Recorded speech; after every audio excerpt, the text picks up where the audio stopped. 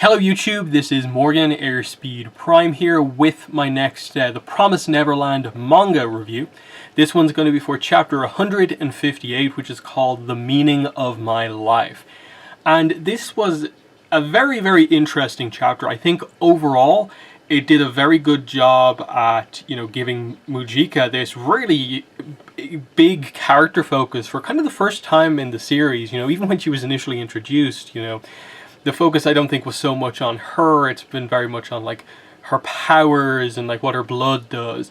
But this was, I think, very much the first time we really got to see her character and what defines her. And I think they did a great job at sort of comparing and contrasting Mujika to the Queen in terms of two demon characters born special and the way that they approach their lives and leading up to the present day and this confrontation between the two and their different perspectives and what happens. The only weakness of this chapter for me is what happens to the Queen at the end. I think while it ultimately makes sense with the ideas they were going for, I don't think it was explained particularly amazingly. Like, you get the idea that they're going for, but then you sort of question, like, how technically is this actually happening? But we'll get into it as we go through the chapter. But overall, no, that I really did like this chapter. Again, it's this. I think one of the most impressive things about The Promised Neverland over its last bunch of chapters has been how it's able to, for a few weeks in a row, make it seem like the series is going to go on for a really long time, where there's a new threat going on and we have to deal with this for a while. But then in a chapter like this, they're immediately able to sort of go against expectations and, resolve something a little bit quicker in a different way than you expected it to. And now it seems like we could be getting through the series very quickly at this point. So some very good stuff in this chapter. But let's get into it page by page. So we start off with some Mujika flashback. And I think a lot of people called that this was about the time to do this. And we jump into it straight away. From the time I was born, I knew I was different. My body didn't change no matter what I ate. And I didn't need to eat humans to preserve my mind and humanoid form. I was called a miracle child. At times I was hunted for this, believed to be another kind of cattle, but I was so happy when I could use my gift to help the poor, the starving.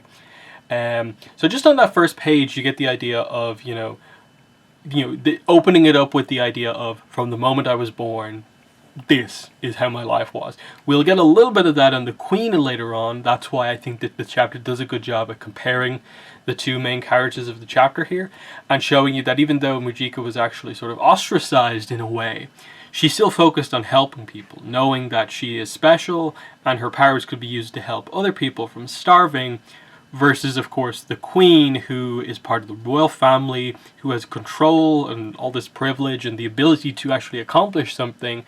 But they, made their promise, created the system that only really benefits them, and it both hurts the kids that are grown at the farms, ruins their lives, and it also ruins the lives of a lot of normal demons who could, if Mujika wasn't hunted by the royal family effectively, demons could be cured of this kind of desperate need to sort of, consume stuff and the fear of hunger that we get talked about as the chapter goes on.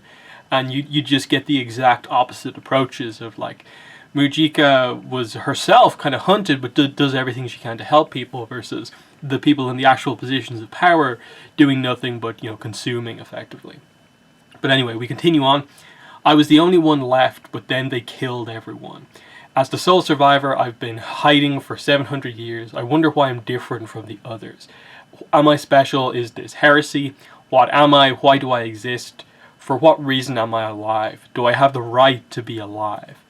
Again, really interesting in that it gets across the sort of, sincerity, the honesty of that character, that they're asking themselves that question. That Mujika just comes across as just a very normal character to be questioning these things about herself, and just comes across as super down to earth and relatable in so many ways, in contrast with the Queen, who thinks she's everything and deserves everything. But we cut away from flashback here to the confrontation here, and we get Mujika's thoughts in the lead up to what she said at the end of last chapter. This Queen's the one who took everything from me, my parent, my friends. I had so much wanted to tell her, a whole mountain of issues to settle, and yet all I can think when I look at her is, you poor thing. That's what she said to her at the end of the last chapter. So, she wanted to come in here and speak her mind about all the terrible things that she's done, but Mujika just looks at her and is just like, this is, she views in a way the queen as being somewhat pathetic here, even though the queen thinks everyone around her is pathetic. How come you are so terribly starved? That was the big line. And it's an interesting question, and I think it's actually a very well written question for this character. Asking the character who just wants to eat and consume everything, why are you so hungry? And that, like, you have everything, you shouldn't be hungry. What will satisfy you? When will it stop? And it comes down to the fact that the queen is sort of this empty character, effectively. All she has is her power, and that she's given everything to consume. But because it will never be good enough, it just will happen over and over again. And so the queen ultimately is just very undefined as a character. And I think there's a sort of symbolism to the fact that this iteration of the queen, who very much defines the queen in sort of consumption mode, has no face. Because she is nothing more than a thing that just eats other things. That's it.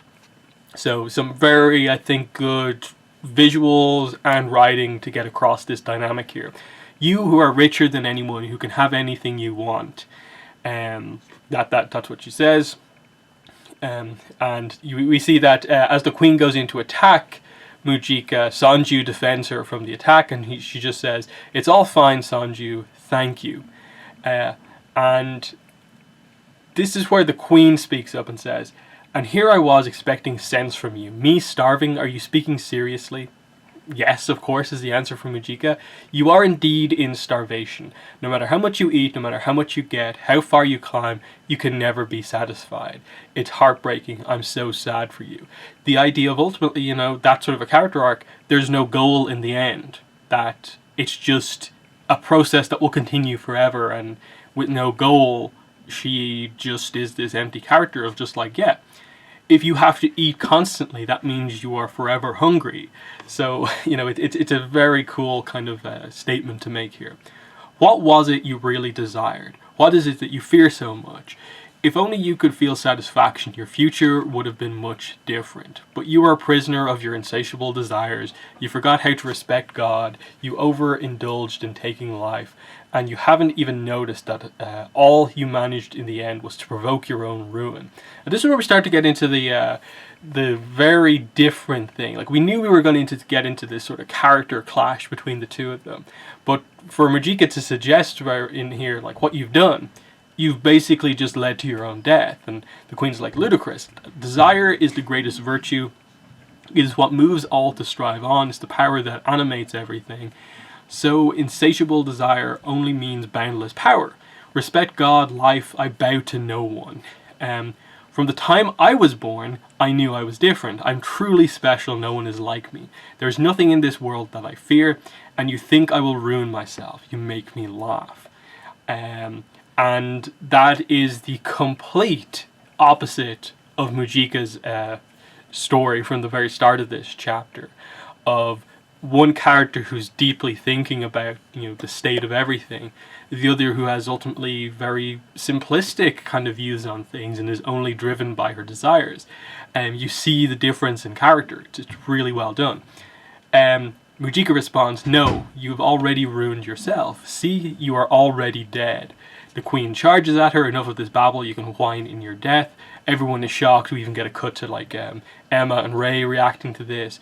But as the queen comes in, she effectively just explodes. The idea here is effectively she's sort of turning inside out. As the queen took this form, she basically, went from having that giant form where it seemed like everything that she consumed eventually formed into this new queen.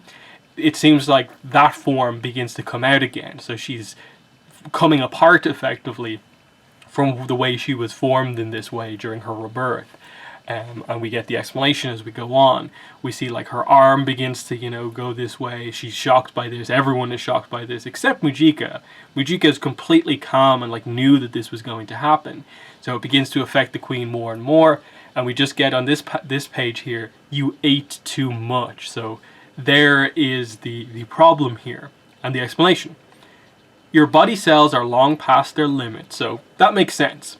The demons, this was explained, especially in the whole Luvis thing of like, eventually like demons can only regenerate so much. So if we just keep damaging them, yes, they'll heal a lot, but that will slow down gradually over time, and eventually they won't be able to do it as much.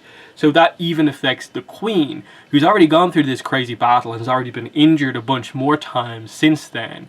So her natural regeneration is past its limit. So I suppose they're sort of saying that, okay, your special power to sort of reform yourself when your first core was destroyed. The only thing keeping you together was effectively, your healing ability. But because you exhausted that, you are now coming apart again. And that's at least my interpretation of it. In the end, a second core didn't give you any special powers. You ingested a mass amount of corpses and toxins. It was too much to process in one go. And when you lost your first core, you were thrown into a frenetic state of near death. When you expelled your food whole from yourself, it meant that your body was already unable to consume them fully. And we get the people she's eaten basically, cursing her name, it hurts, help, Your Highness, I beg you mercy, and stuff like that. Damn you, Queen.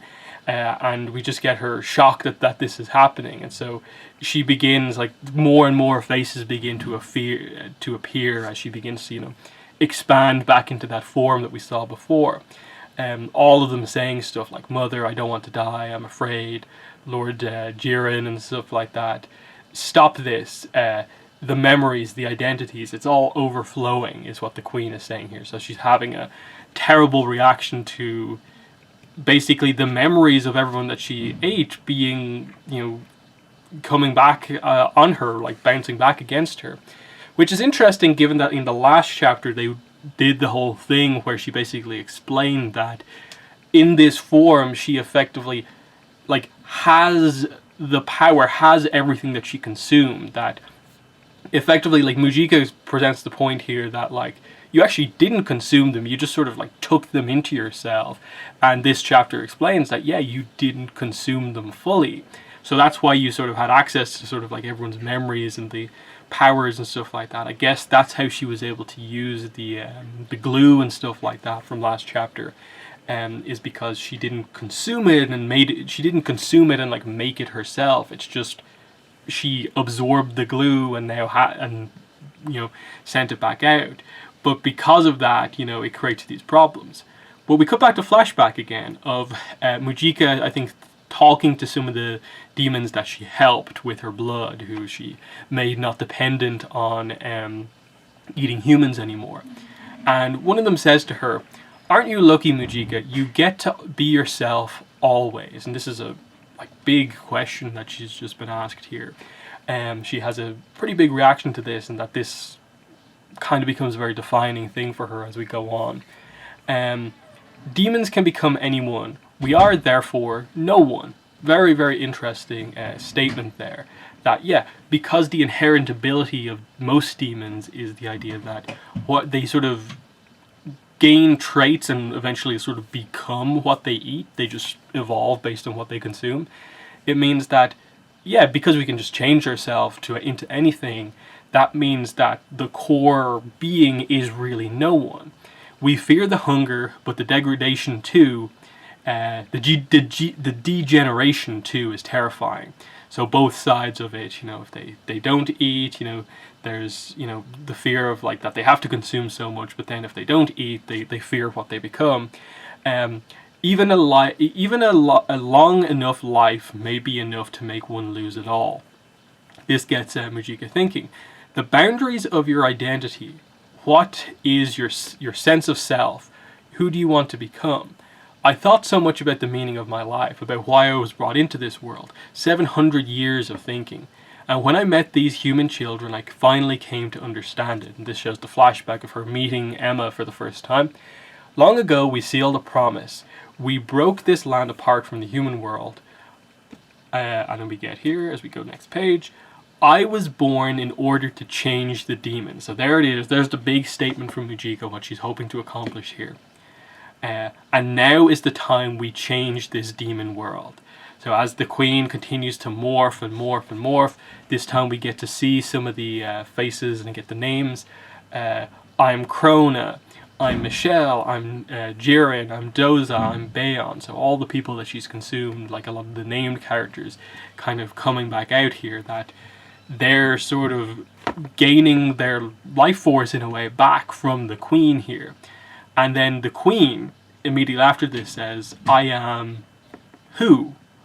And she, like, her identity is going away at this point. Everyone is shocked to see this happen. The lives you ate are now devouring you. So, very, very interesting. And she just says, goodbye, Your Majesty, Queen Legra Valima. And the marketing tagline here, to I suppose explain it here, is, her boundless appetite fueled the fire that burned her body down. And we just see, yeah, effectively the queen roughly turned into that form we saw a bunch of chapters ago, but effectively melting. The question here is, like, I think this realistically is the death of the queen. Maybe we'll start next chapter with like a final flashback of the queen as she properly is confirmed 100% dead. But I don't see this going back and forth a bunch more times. Like, the queen is going to come back, something else will happen, we'll have to have another fight and so on. This, to me, doubled down on the idea that with the queen, there's not a lot of depth there. That it is ultimately, for Demon Society, probably a good thing that most of the main players have been killed in all of this. That now the positions are free for the characters who are good to actually make a change in the demon world. And I think, I don't think it makes a ton of sense to go on a lot more about the queen and stuff like that. We found out ultimately that she has these very simplistic views, and they ended up being her downfall in the end. She only existed to sort of consume everything, and she put everything else she just didn't care about.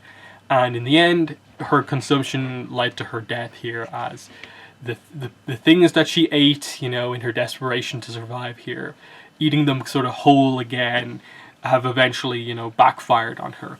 Again, this is where, like, I get the idea that that's a really cool idea and it sort of makes sense, but because we don't have the full details on, like, in some cases it's very, very clear that for demons, eating humans is literally just food. So it does feel sort of weird that we're getting this sort of situation where the queen seems to be able to just have something she ate spawn back out of her. Now, ultimately, it's this weird thing of sort of almost like the life essence of people, rather than, like, you know, Krona could have been, like, revived in some way in the middle of all of this. It was just that, like, because she ate Krona is like a part of the queen in some way. So because of the unique position the queen is in, Krona's, like, life force was able to come through with some level of individuality. But I don't think there was any way where we're going to see, like, the queen falls apart and everyone she ate is back to life again or anything like this. So the impression I'm getting from this is that we see this sort of melting tower of flesh that is the queen. I'm assuming that within the next chapter we will get it confirmed that this thing, whatever it is now, the queen or just whatever, this amalgamation of all the life forces that the queen ate, will be just dead by the end of the next chapter, and we can move on to what's next. That's my interpretation. You have to move on from here. And with that, and with the queen 100% out of the way, and all the other kind of royal family and you know, royal houses and stuff like that dead, all that's left is now the promise, like fulfilling the promise. Emma asking the one to be like, now we do the promise. The question obviously comes in of, like, is Mujika fine with whatever Emma has asked for the promise to be? Is there any, like, maybe Sanju might become the threat now if he doesn't agree with what the new promise is? Those type of questions. Like, is Luvis still a potential threat in all of this? It's ultimately not particularly clear just yet. There's still a few things they could do. But in terms of all of the threats, we've dealt with it. We've wiped out the bad leadership of the demons, leaving the two people who make sense to sort of lead things from here on out left in Mujika and Sanju. It seems like you've already done the thing where you're now distributing Mujika's blood throughout the population, and that will spread. So you're fixing the demons' reliance now on the farm system, and then they won't need to eat humans anymore. So in so many ways, all that really is left, at least right now before they're introducing a lot of things, is the promise. I think the big thing that I haven't come back to in a while is the Ratri clan. The Ratri clan still has to be properly reintroduced, and have the head of the clan come in, deal with him and whatever support network he has, and like because they started to become interesting now, because they are suddenly the leadership of the demon world. But with the heads of the demons gone and the world the way it is, with the demons not reliant on humans, the Ratri clan doesn't need to be involved in this anymore. And it's going to be all about if the leader can see that and realize that actually the new promise will benefit us as well, or will there be a sense that they have to suffer for what's going on here. I'm not really sure. It's ultimately going to be all about how evil you want to make the head of the Ratri clan at this point. And because you probably do need to have a final conflict for the human characters, and it makes sense for it to be against another human. Plus, I suppose this is where the likes of Isabella and Phil, I think we still need some sort of resolution with them in terms of seeing a return of both of them. And I'm assuming that depending on what way they'll go with the Ratri clan, they might have them be the ones to sort of pull out Phil. Because of course, what was his name? Andrew, that villain, he was the one who talked to Phil, and he was working for the Ratri clan.